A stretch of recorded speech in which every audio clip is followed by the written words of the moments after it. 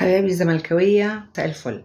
انا كل ما اسجل فيديو برضو ما بلاقيش صوت، فاضطر ارجع اعيده تاني. عموما انا جاي اقول لكم اليافطه بتاعت اللي يغور يغور والثبات عند الجمهور ده كان حقيقه وواقع. عشان كده انا بطالبكم محدش يبلع طعم الهجوم على اي حاجه في النادي. ما تهاجمش لعيبتك ولا فرقتك. انت الفتره اللي فاتت لما مشي جوميز ومفيش ميه ومفيش فلوس والفرقه يا عيني والاداره غلبانه واللعيبه ما بتقبضش، ده يخليك تثق اكتر ان لعيبتك رغم كل الظروف دي هي بتأدي، هي بتلعب، هي اسعدتك. انت متخيل يعني ايه مدير فني يمشي قبل ماتش ب3 ايام؟ يعني انا سألت نفسي قلت طب النادي اللي اتعاقد معاه، يعني احنا دايما حتى لما حد بيجي يتعاقد مع مدير فني يقول لك طب معلش عشان عندي ماتش مهم فمش هقدر اسيب الفرقه فالماتش يخلص واجي. انا مستغربه لحد دلوقتي ازاي النادي اللي طلبه ما استناش او قال له بعد الماتش ما يخلص ده ماتش قاري ولازم، او هو مثلا قال انا بس ادوني مهله 3 ايام الماتش هيتلعب. تحس كده ان في حاجه كونيه، يقول لك احنا بتوع مؤامرات، مؤامره كونيه كده يا اخي، تحسسك ان الموضوع مش طبيعي، ان الموضوع يعني ايه ده؟ ايه ده؟ يعني هو ما كانش يقدر يأجل السفر 4 ايام؟ لا المقصود. فتخيل انت بقى ايه، رغم ان مفيش مدير فني ورغم ان انت في ماتش مهم ورغم انك ما تقدرش تجيب حد دلوقتي لانه مش هيبقى جاي عارف الفرقه ولا عارف اي حاجه، لكن انت بتكسب، انت بتفوز بمجهودك. زي ما هما بيقولوا مفيش فلوس، ما احنا ما عندناش لعيبه زي اي حته تانية بياخدوا ملايين واعلانات. بيلعبوا لحضرتك وحضرتي والجماهير الزمالك، وبيلعبوا الا البيضه. وانا هنا عايزه اقول لكم حاجه يا جماعه لو سمحتوا.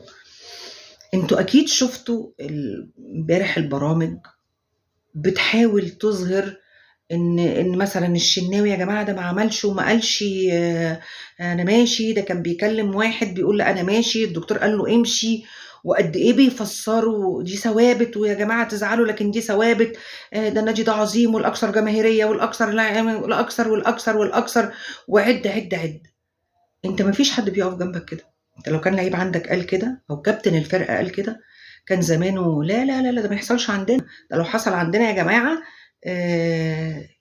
عقوبه على طول، وقف زي المليون كده واتلغت، وزي المليون التانية احنا كان عندنا زمانهم بيوقفوا. ما كانش حد وقف جنبك. يعني انتوا شايفين رئيس اتحاد الكوره هل قابل حد من رؤساء الانديه الشعبيه او الجماهيريه زي ما؟ علشان كده انا لما بقول لك خليك واقف مع فرقتك وما تخليش حد يأثر عليك، ولازم تبقى فخور ان انت بتشجع اعظم نادي. انت بتشجع بجد اعظم نادي، انت بتشجع نادي الزمالك، بتشجعه وملوش حد غيرك. انا اسفه بس ان انا بتحرك، وملوش حد غيرك.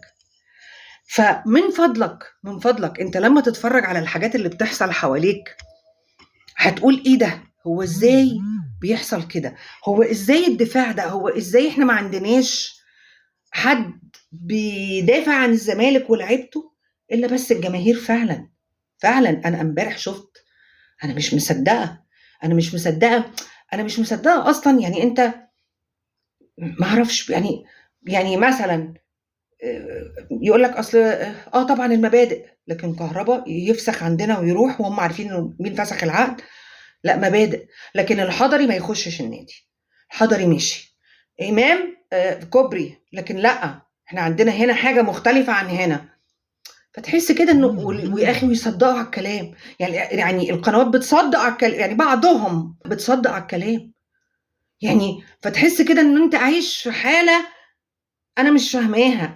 انا بجد انا بجد الزمالك ملوش حد يدافع عنه يا راجل. ده من يوم بقول لك ما ماشي جوميز وانت اهانه، فلوس وميه مفيش حاجه واللعيبه وقيد. يا اخي ده احنا كده ابطال.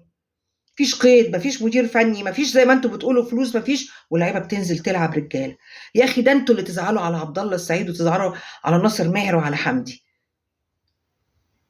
فما تصدقوش، وكل اللي بيتقال ده اي كلام، وكل الكلام ده فنكوش.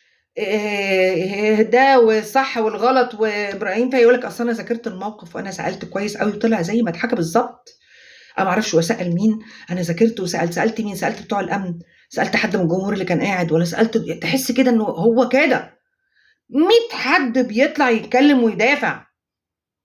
دي ثوابت الاكبر والاعظم والانجح عايزيني، عارف انت اللي هو انا قصد. وانا هو بقول لكم جوميز مش راجع، مش هيفضل هناك، وهيرجع على فين؟ هما ماتشين بس. وهقول لك لو سمحتوا الزمالك ملوش غير جماهيره. طبعا احنا كلنا فاهمين. او على فكره في بعض جماهير منهم بيقعد يقول لك يا عم انتوا بتقولوا مبادئ ايه ومش مبادئ ايه، ومتضايقين من وجود الاثنين. المشكله ان هم بس، عارف انت اللي هو ايه، امام ده بيصيطوه من قبل ما يلعب.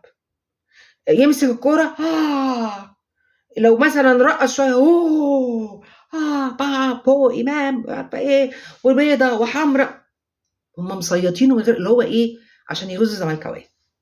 الفولت العالي عشان يغيظوا الزملكاويه. ما عرفوش ان الزملكاويه اصلا ولا فارق معاهم، ولا بيلعبوا. امام ده ما يلعبش بربع اللي كان بيلعبوا في الزمالك. بس لما بقعد اتفرج على الحاجات دي بقول والله يا زمالك انت كبير، والله يا زمالك انت عظيم، ان انت بتعمل كل ده لوحدك ومحدش واقف في ظهرك غير جماهيرك.